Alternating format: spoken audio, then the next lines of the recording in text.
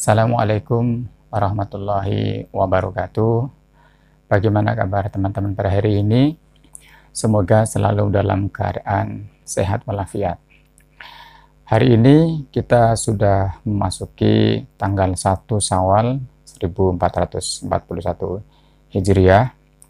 Untuk itu, pada kesempatan ini saya ingin mengucapkan taqabbalallahu minna wa minkum wasiyamana wasiyamakum.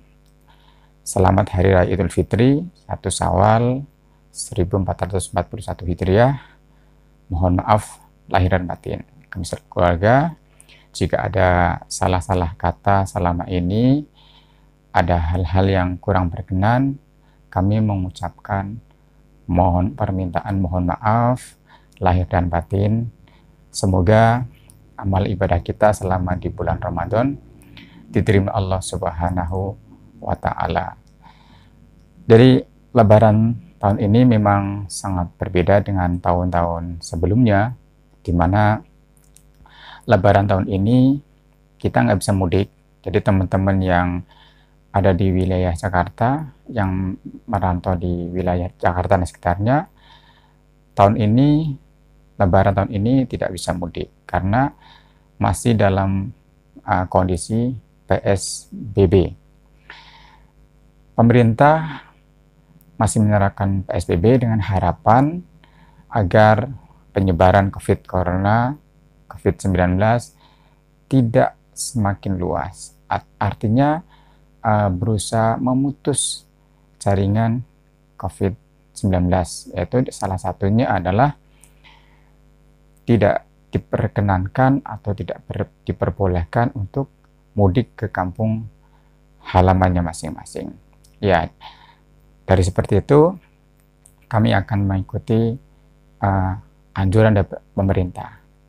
Tentunya hal ini kami sangat kangen ya kepada keluarga yang ada di kampung, dengan orang tua yang masih punya orang tua, dengan saudara-saudara yang di sana. Tapi mau tidak mau kita sama-sama mendukung program anjuran pemerintah ini untuk tidak mudik ya. Berbicara tentang masalah kangen tadi, kita juga kangen, tapi mungkin ada lagi yang lebih kangen. Jadi siapa itu? Ya, saya kira saudara-saudara kita yang saat ini yang sedang ada di lapas, yang ada di lembaga pemasyarakatan, yang ada di tahanan, pada Lebaran kali ini lebih tidak bisa mudik, dan bahkan aksesnya pun sangat dibatasi untuk bisa berkomunikasi dengan keluarga. Nah ini dalam channel ini saya menyinggung itu karena saya akan berusaha konsisten. Jadi konten-konten yang ada di channel ini banyak terkait dengan hukum. Nah ini salah satunya adalah bahwa bicara tadi masalah kangen,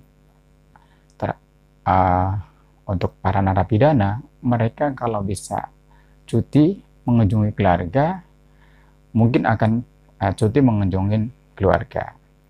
Dan tentunya ada syarat-syaratnya. Dan cuti mengunjungi keluarga ini untuk para narapidana adalah merupakan salah satu hak mereka untuk dapat cuti mengunjungi keluarga apabila memang syarat-syaratnya terpenuhi. Aturan cuti mengunjungi keluarga ini diatur di dalam aturan pelaksanaannya, ini diatur dalam Peraturan Menteri Hukum dan HAM nomor 3 tahun 2018 tentang syarat dan tata cara pemberian remisi, asimilasi, cuti mengunjungi keluarga, pembebasan bersyarat, cuti menjelang bebas, dan cuti bersyarat.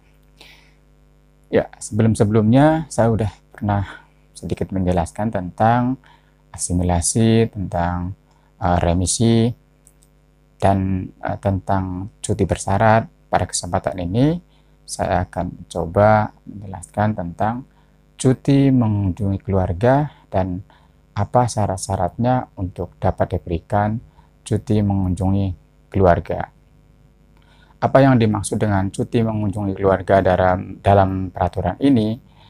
Yaitu cuti mengunjungi keluarga adalah program pembinaan untuk memberikan kesempatan kepada narapidana dan anak untuk berasimilasi dengan keluarga dan masyarakat.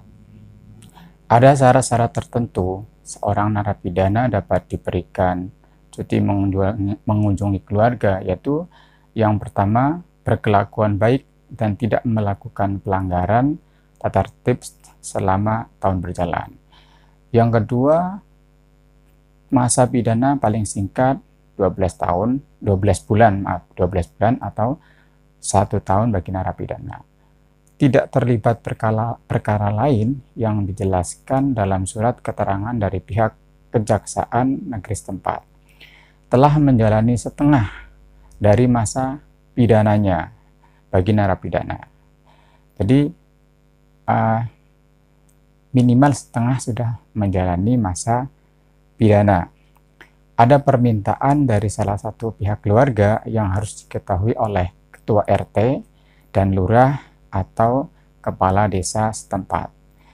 Ada jaminan keamanan dari pihak keluarga, termasuk jaminan tidak melarikan diri yang diketahui oleh ketua RT dan lurah atau kepala desa setempat, atau nama lainnya yang setingkat dengan jabatan tersebut.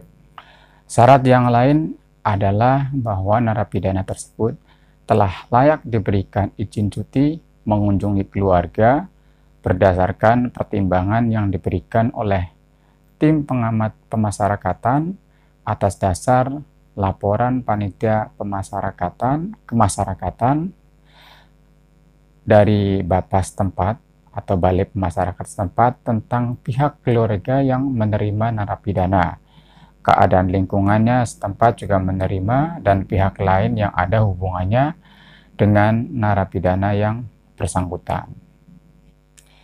Tetapi ada narapidana yang dikecualikan yang tidak bisa diberikan cuti mengunjungi keluarga, yaitu narapidana yang melakukan tindak pidana terorisme, narkotika dan prekursor narkotika yang minimal 5 tahun, hukumannya 5 tahun atau lebih. Ini untuk narkotika dan psikotropika. Tapi kalau narkotika, psikotropika hukumannya di bawah 5 tahun, masih bisa diberikan cuti mengunjungi keluarga. Untuk terorisme tadi dijelaskan tidak bisa, kemudian korupsi, kejahatan terhadap keamanan negara, dan kejahatan hak asasi manusia berat, serta kejahatan transnasional terorganisasi lainnya. Ini tidak bisa diberikan cuti mengunjungi keluarga. Terus yang tidak bisa diberikan cuti mengunjungi keluarga juga yaitu narapidana terpidana mati, narapidana yang dipidana seumur hidup, narapidana yang terancam jiwanya. Artinya apabila ini narapidana diberikan cuti mengunjungi keluarga, dimungkinkan akan ada orang yang akan membunuhnya, akan ada orang yang akan menghilangkan nyawanya atau jiwanya. Satu lagi adalah yang tidak bisa diberikan cuti mengunjungi keluarga, yaitu narapidana yang diperkirakan akan mengulangi tindak pidananya. Nah, ini tentunya adalah analisa dari Balai Pemasyarakatan terkait narapidana tersebut. Apabila dimungkinkan narapidana ini begitu diberikan cuti mengunjungi keluarga akan melakukan tindakan yang sama, ini tidak akan diberikan. Selain untuk narapidana dewasa, juga bisa diberikan cuti mengunjungi keluarga bagi anak. Jadi untuk anak tidak disebut namanya narapidana, tapi tetap masih disebutnya anak.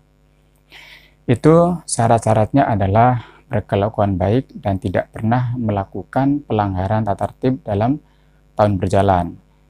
Yang kedua, masa pidana paling singkat 6 bulan, telah menjalani masa pembinaan bagi anak paling singkat 3 bulan, tidak terlibat perkara lain yang dijelaskan dalam surat dari Kejaksaan Negeri.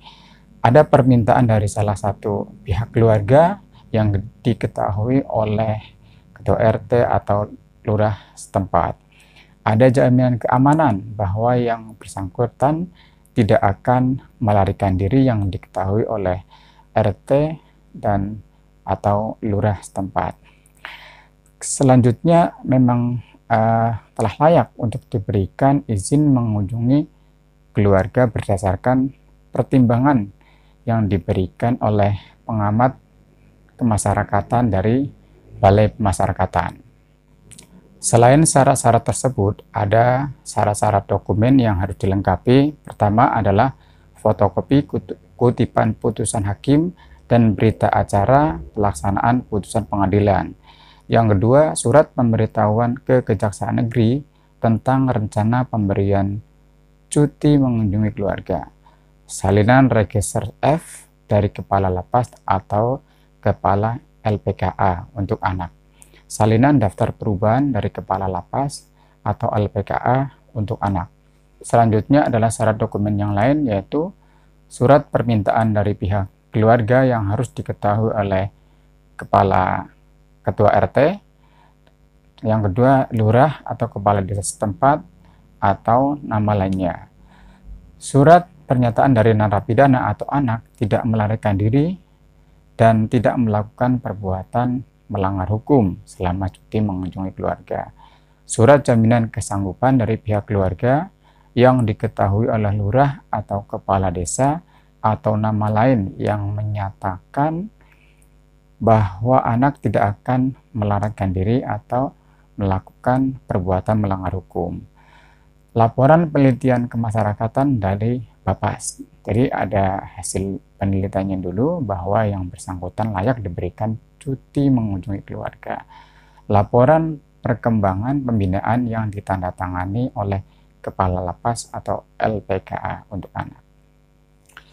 Bagi warga negara asing, selain syarat tersebut di atas, harus ada surat jaminan tidak melarikan diri dan akan menaati persyaratan yang ditentukan dari kedutaan besar atau konsulat negara, dan keluarga atau orang atau korporasi yang bertanggung jawab atas keberadaan dan kegiatan narapidana atau anak selama berada di wilayah Indonesia.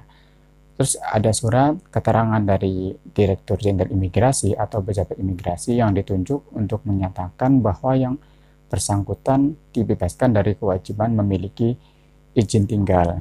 Demikian hal-hal yang mengenai syarat dan syarat dokumen yang harus dipenuhi untuk dapat diberikan cuti mengunjungi keluarga. Kemudian akan diproses oleh pihak kemasyarakatan dan biasanya ada pendataan terlebih dahulu oleh tim yang ada di lembaga pemasyarakatan. Kemudian diusulkan kepada Direktur Jenderal Imigrasi, tembusan Kepala Kantor Wilayah.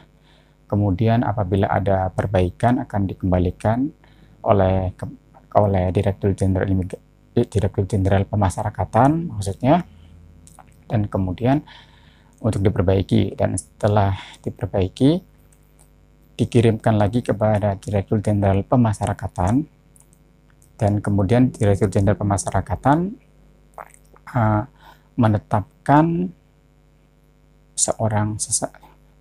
siapa-siapa saja yang akan diberikan cuti bersama, cuti mengunjungi keluarga atas nama Menteri Hukum dan HAM. Mungkin itu yang dapat saya sampaikan. Terima kasih. Mohon maaf kalau ada salah-salah kata. Assalamualaikum warahmatullahi wabarakatuh.